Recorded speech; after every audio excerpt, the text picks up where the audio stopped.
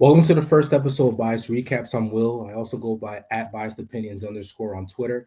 We're going to be doing this show on a weekly basis, guys, just reviewing what went on in the last week or the last couple of days in the NFL, and then also looking forward to the Monday Night Football game. We're recording this a little bit late due to Will difficulties, but nonetheless, we're here now. So it's Wednesday, and we do got a couple games coming up. We got tomorrow's a Thursday night football game. The Rams are visiting the Seattle Seahawks. I like the Rams in that game.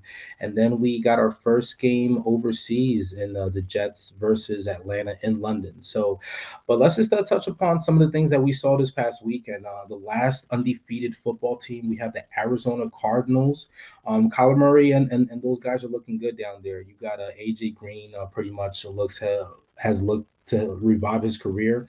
I said going into this off season that him getting out of Cincinnati was going to be huge for him. A lot of people wrote him off. I didn't, especially due to the fact that I picked him up in a couple of leagues late in fantasy. So he's definitely been paying off some dividends. Looking for him to continue to progress and do his thing. I like what those guys are doing. James Conner and Chase Edmonds down there have been sharing some carries. Conner has been taking up all the red zone carries from Edmonds, another person that I picked up late in fantasy. So not mad at that. Hopkins is DeAndre Hopkins. He's doing his thing, man. That dude is just not from here.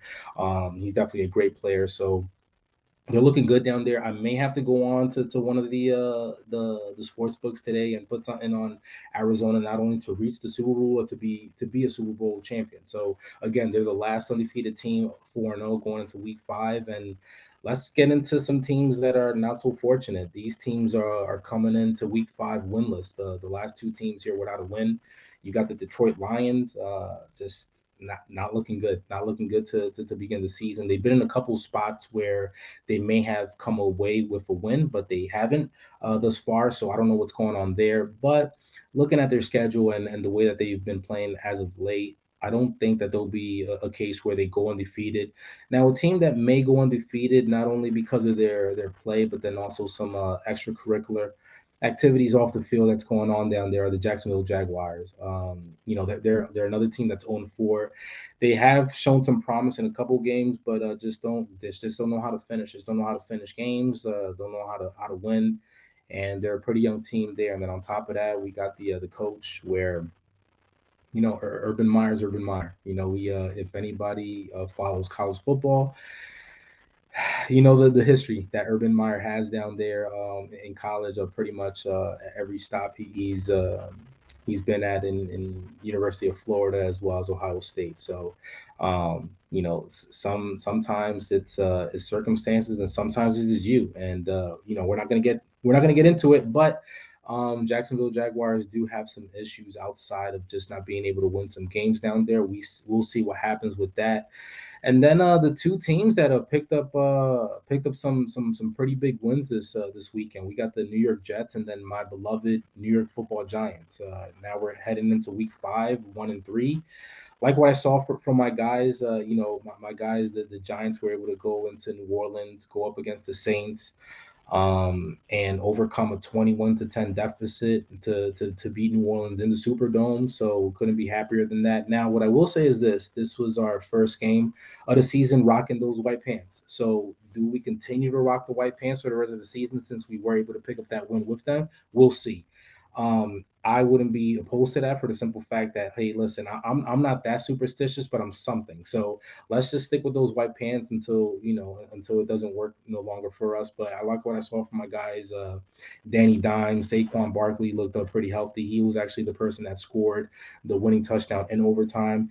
You also had a Kadarius Toney. Kadarius Toney season, made an appearance. That dude is real.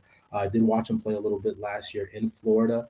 Not so much to watch him play, but I was just having, taking a look at Kyle Pitts. I thought we had an opportunity to pick him up in the draft. If he fell to us, he played super well that he didn't even make it to past pick 5. So we didn't have a chance of picking it up, but we were able to pick up Kadarius Toney in the first round of last year's draft. So looking good. Galladay finally, looking healthy, was able to keep his hands on a couple of footballs thrown his way, and he was able to have a big game. And then we have Ross. I mean, Ross came out of nowhere. I wasn't expecting him to have the game that he had, but nonetheless, he did, and he looked pretty good. So I'm hoping that we're able to continue that this weekend, where we'll be visiting the Dallas Cowboys down there in Dallas. I will be present for the game. I will be present for the game. We'll see exactly if I choose to wear any Giants gear or not. I'm gonna play it by ear. Gonna play it by ear. I want to definitely make sure that everything is all good down there in Dallas this weekend. So it's gonna be a good weekend of football. Again, the Jets got their first win against Tennessee. Now Tennessee was without their two superstar receivers in AJ Brown and Julio Jones, but Derrick Henry got all the carries and all the action that you could have hoped for. Still, there's no excuse. The Tennessee Titans cannot lose to the New York Jets. I mean, that's just one of those things where that's unexcusable. That loss down there is inexcusable. They actually did end up going into overtime, and Tennessee missed a field goal. Tennessee missed a field goal in order to even to make it a tie. It was, I think, with like 19 seconds left. It was like 3rd and 3. There was no timeouts left, so it was just one of those situations where they either had to kick the field goal to get a tie, or just go for it, hope that you get the first down, and then even make it a closer field goal, or try to score. But none of that happened. They ended up losing the game to the Jets, so they got a win down there. Congratulations to those guys, and also rookie Zach Wilson finally was able to get a first win for his new team here in the 2001 season. Again, guys, we're going to be doing this show on a weekly basis, just recapping what we saw in the last couple of days, not only in the Sunday games, but also a Thursday night game, and then looking forward to the Monday night football game. Probably put in some picks as well. Going to give you guys what I like coming up tomorrow. Like I said, we are going to be tuning into the Thursday night football game. So I like the Rams to upset, not even upset, because the Rams are favored by 2.5 points. So I do like the Rams to come out with a win out there in Seattle.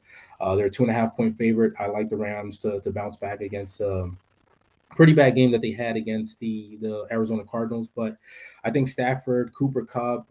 Listen, I'm hoping for Woods to do his thing. I got a lot of shares in him on him in fantasy. Hasn't been able to come through as of yet, but have not lost any hope. Have not dropped him in any league. So I'm all on board with Robert Woods, thinking he's gonna have a big game. And then I think the defense is definitely gonna turn it up this upcoming weekend, and pretty much you can't stop Russell Wilson, but I think that they're going to be able to contain Russell Wilson and do just enough to get that win by more than a field goal. So, like them, and then like I said, we got the Jets playing Atlanta in London. So one of the good things for both those fan bases is that it's going to be an early game, and they're not going to be able to disappoint you on U.S. ground. So they're going to be playing in London.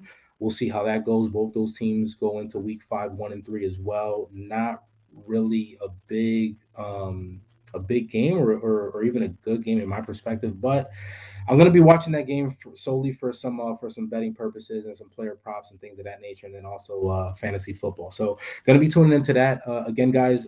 Please tune in and look forward to this show every single week. Again, biased recaps here with your boy Will. I can be found on Twitter at biased opinions underscore.